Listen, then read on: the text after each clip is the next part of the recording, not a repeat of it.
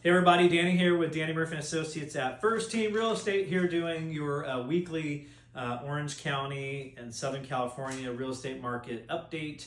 Like I always say, there's a lot going on.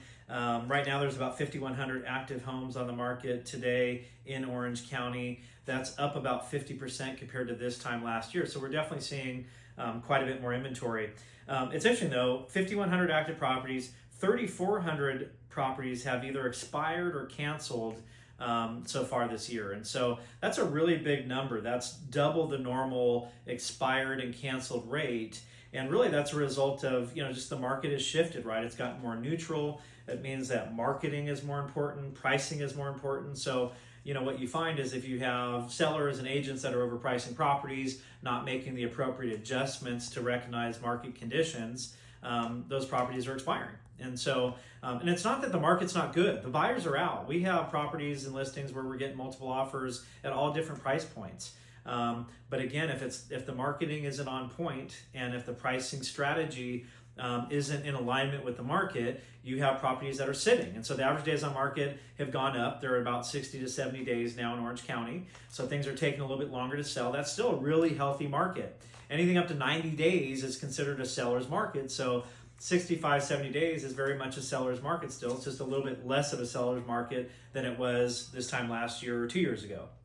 So I think, we have to adjust that. Also right now, Orange County home values are at the highest level they've been. They're peaking right now. And so again, the market's not bad. It's not like we're seeing declines in values. However, about 67% of your listings are taking price reductions. So not because sold values are going down, it's because sellers have continued to want to try and raise the prices and to list higher, higher, and higher. Understandably, that's kind of what we do as sellers.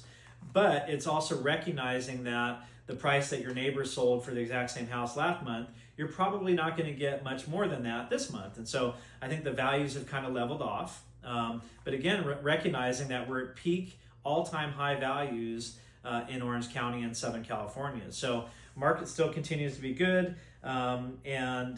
Closed sales volume is down. So we're seeing less homes sell so far this year to date, when compared to last year. And last year was the lowest number of homes sold on record in the last 35 years. So, a lot of people are sitting on their homes. They're sitting on low interest rates. But we're seeing a little more inventory. So now that's going to loosen things up. People are buying and selling more because of that. Rates are in that sort of mid 6s to high 6% range.